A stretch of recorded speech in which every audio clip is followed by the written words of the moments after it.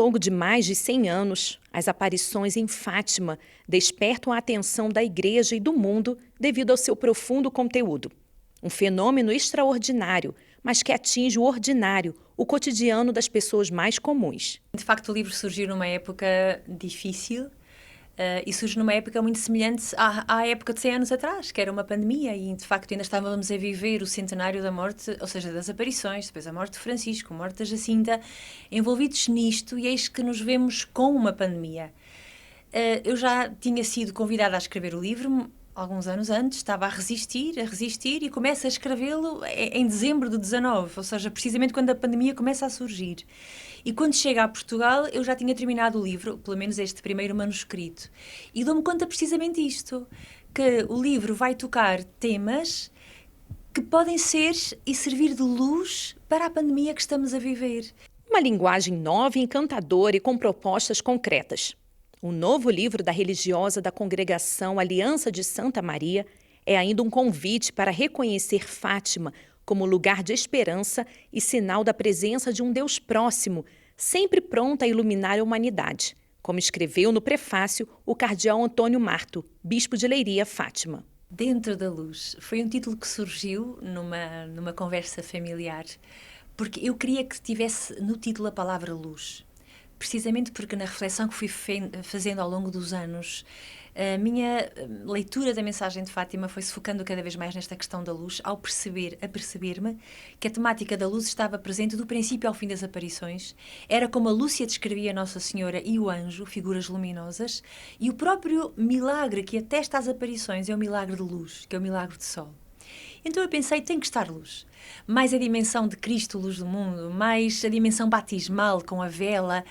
Eu queria luz. Dentro da luz nasce de uma frase que a Lúcia escreve ao descrever Nossa Senhora. Ela, logo em maio, em 13 de maio de 17, diz ela: estávamos tão próximo dela que ficávamos dentro da luz que a cercava ou que dela espargia. É quando a gente fica próximo de Nossa Senhora, o que ela faz? Mergulha-nos na luz que é Deus. Acho também interessante que a experiência que os pastorinhos fazem, eles viram-se em Deus, que era essa luz, também em maio.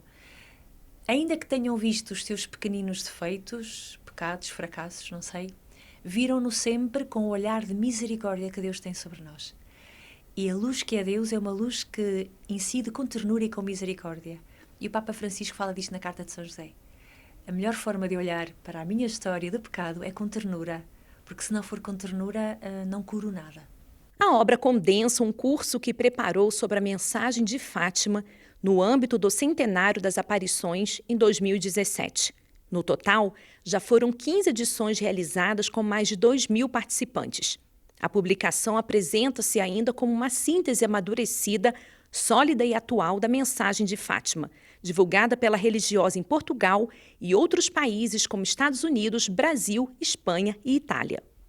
Uma obra que revela a enorme devoção da autora à Nossa Senhora e aos santos pastorinhos de Fátima. Irmã Ângela expressa o seu desejo de que o livro participe da missão de Lúcia de Jesus.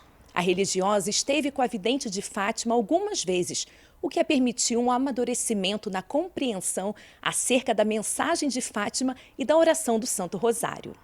Estar com a Lúcia, olha, comoveu-me muito. Naquela altura, fiquei muito ansiosa a primeira vez que a vi, não era a primeira vez que estava a vê-la e achava que ela era assim uma pessoa especial, que não era como eu, que andava acima do chão uns centímetros, porque tinha visto Nossa Senhora. E foi fascinante ver que ela era uma mulher normal e interessada, que também me tocou muito pelas minhas coisas. Pronto, queria saber da minha congregação, da minha família e daqueles que estavam connosco, este interesse pelo nosso cotidiano.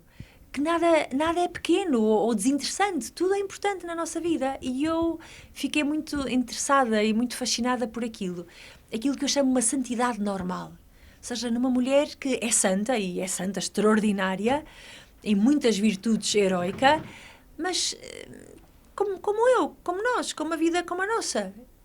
E que nada do que era meu lhe é alheio ou desinteressante. Por outro lado, uma conversa que tive, porque eu nunca estive sozinha com ela, estive sempre com outras pessoas, foi concretamente um senhor que conversando com ela lhe fazia vários pedidos para ela rezar, intenções. E a Lúcia dizia que sim, que rezaria, mas insistia: mas o senhor também, reza o terço todos os dias. E ela ia insistindo, sobretudo nisto, em rezar o terço todos os dias. E eu lembro-me de pensar, isto foi nos anos 2000, no início da década de 2000, de pensar, a Lúcia sabe mais do que eu e viu mais do que eu. E se ela, sabendo o que sabe, insiste nisto, é porque isto deve ser importante. E recordo-me que já rezava o terço, mas comecei a rezar de uma outra forma. E creio que isso está expresso no livro, porque dedico um capítulo só para o Rosário.